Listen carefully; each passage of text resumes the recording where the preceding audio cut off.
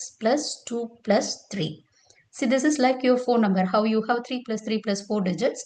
So every drug will have an MPID, that is medicinal product identification number, and it is a 11-digit alphanumeric drug code, which I will be showing in next slide. Okay, now you just keep in mind that it has three parts. It has 6 plus 2 plus 3 parts. What does this 6 plus 2 plus 3 mean? So this is what I was trying to say here. Okay, it has this 6-digit code and it has this sequence 1 and sequence 2. So I will be explaining this little bit in the next slide. Now what I'm trying to explain is in the Argus. So what is happening in the backend is when you type a drug, for initially it will be linked to the drug code. On top of it, you have what is called ATC code, which I will be explaining further. And on top of it, you will have the pharmaceutical form, like whether it is oral or IV, and you will have strength and what is the dosage and marketing authorization holder. So this is the hierarchy in which it will be linked in the back end. So with that being said, let us see a little bit about this drug code. Why is it like 6 plus 2 plus 3? So in this 6 plus 2 plus 3 code, this middle part, this represent the active moiety. Say for example, if we take Tylenol, the active moiety is acetaminophen. So this 01 might represent acetaminophen. And this 001, this represents the trade name.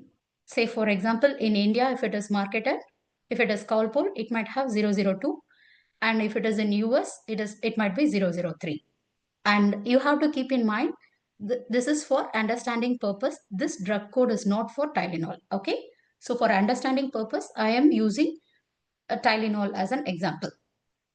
In the same way, if you have an variant, okay, if that ingredient is of a variant, say for example, if you have cetirizine and levocetirizine, in those cases, this levocetirizine might be a 02 instead of having 01. And with different trade names, you will have this different 3-digit code. So the last 3 digits represents the trade name, and the 2-digit, this explains the active ingredient or the variants of active ingredient. So this is the explanation of drug codes, which is a 11-digit alphanumeric code. So on top of it, you have ATC code, which I am going to explain now. So this WHO ATC code is called anatomical therapeutic chemical. Okay, this ATC code is a 5-level hierarchical code. Okay, and this ATC system is maintained by WHO Collaborating Center for Drug Statistics and Methodology.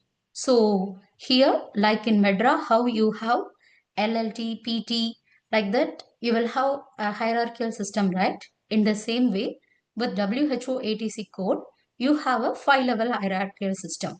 So how it is divided is, it is from level 1 to level 5, and it is from top to bottom.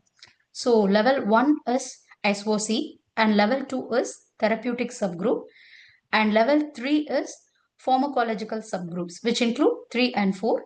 And finally, you will have the chemical compound. So it will be from level 1, level 2, level 3, level 4 and level 5. So why it has been grouped in such a way is like when you do in this analysis, you will take this ATC codes. Okay, let me explain this with one example of Tylenol.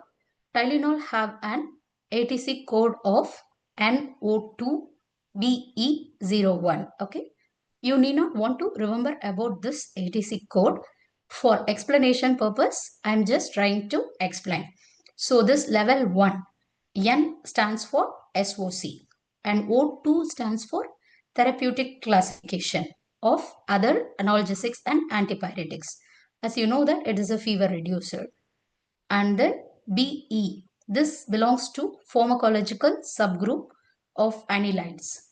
And O1 is the paracetamol active compound. So why it has been coded in such a way is to enhance the uniformity. Because Some drugs can be used in combination